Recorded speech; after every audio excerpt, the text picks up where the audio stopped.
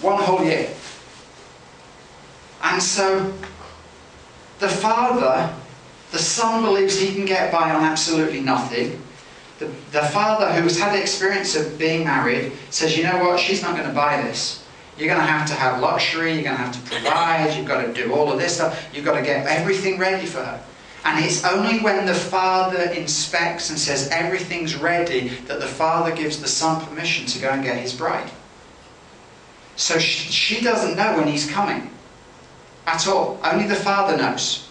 And when he says go get her, there's this huge trumpet, shofar blast, and a band of merry procession. He gathers all his friends and everything else, and they go, often in the dead of night, to go and get her with this trumpet and cheering. And it's known as the capturing away, the capturing of the bride. And they say, the king is coming, the king is coming. And she hears the trumpet blast, and she knows. She's like, ah, on sing-tell, and all her friends get together, and he's coming, he's coming. And they go off and get married. They have this big party, and then the marriage is consummated. Now this is where it gets a little tacky in Western senses. It's like going into this double bedroom here. The wild celebrations going on here. The best man puts his ear to the door. I'm so glad this isn't in our culture. Puts his ear to the door. The husband and wife may love for the first time. And this is where it gets really gross, so I'm sorry about this. He will pass the blood cloth out through the door, and the best man goes, they've done it! And the party goes to another whole level. Ours was different to this, okay? It's like, and they will party for the whole week whilst they're locked in there, just with each other, for a whole 7 days.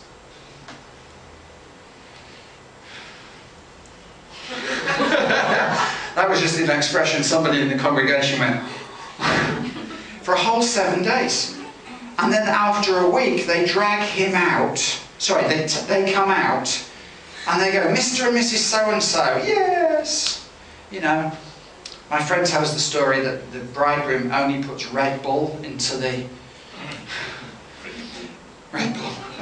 Anyway, so they come out to the party, they're legally married, and they live at the father's house. Now why is that important?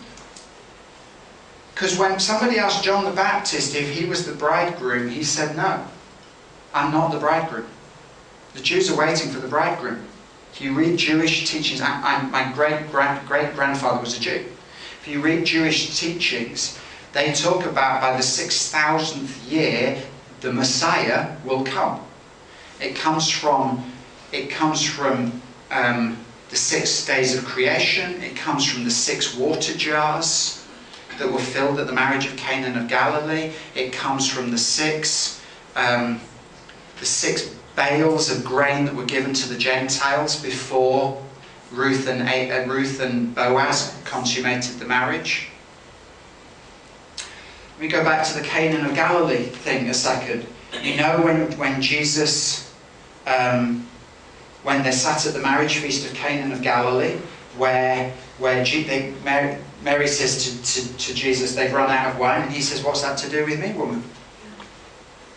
She turns to the servants and says, do whatever he tells you to do. And he says, fill those 6 water jars. Have you ever wondered about that? I'm like, how come did he go, it's not my time, 15, 14, 13, 12, 11, 10, 9, 8, 7, 6, 5, 4, 3, 2, 1. Okay, now fill those 6 water jars and pour it out. I mean, that's how it reads. Until you understand it prophetically. I mean, it always puzzled me until I understood the bridal message. It's the bridegroom's responsibility to provide the wine for the whole wedding. So Mary says, they've run out of wine, and he says, what's it to do with me? It's not my wedding. I'm not the bridegroom. But you know what? See those 6 water jars? Why don't you fill them and pour them out? He's acknowledged it's not his wedding. His wedding's still to come, to his bride. You and I, the church. No, the bride within the church. and it's for those who are the bride of Christ. That's what he's doing. But he says, you know what? Here's a miracle. Just pour it out. And they go to the master of the feast and say, this is the best wine ever. And he's like, well, I don't know who produced it, because we didn't buy that vintage in. Anyway, that's what it all relates to. They believe since the 3rd century that by the 6,000th year the Messiah will arise. Even the Jews believe that within the next 231 years Jesus is going to appear in the sky. We haven't got that long, by the way, but that's what they believe.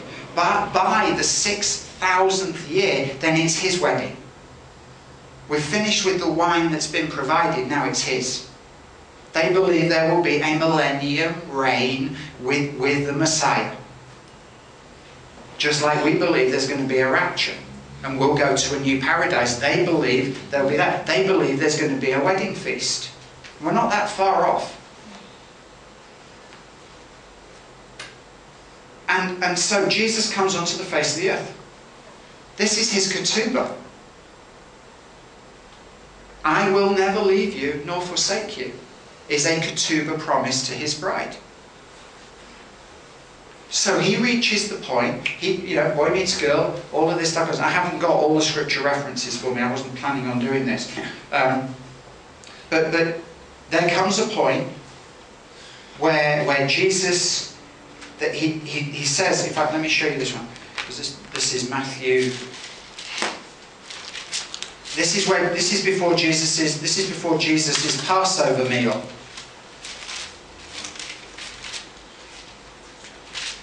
It is in Matthew. Triumphal entry, fig tree, marriage banquet, 7 woes. We don't want to do that. 10 virgins. The Lord's Supper. Matthew 26, verse 17.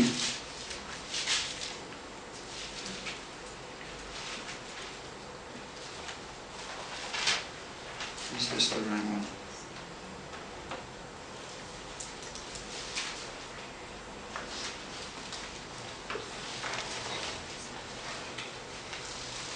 No, it's not. Matthew, Mark. Anyway, for the sake of time, let's stay in Matthew 26. It's not the translation or the passage that I wanted. In one of the passages it says, the stories, it says, he sends his disciples ahead of him and says, go prepare. If you go into the city, you'll see a man carrying a water jar, bracket ceremonial washing, okay? You'll see a water jar. Follow him, he will go into an upper room and go and prepare the room for where I can celebrate Passover. They go and this is why it's critically important. They go and in one of the translations it says, and they found a room that was prepared for them. That's the disciples did not prepare the room. It was already prepared. They're the bride. You'll see that in a second. The disciples were the bride. It's the bridegroom and the father's responsibility. It's the father's responsibility to set out the table for the betrothal process. And it says when they went there, they found the room prepared. Why? It was Father's provision.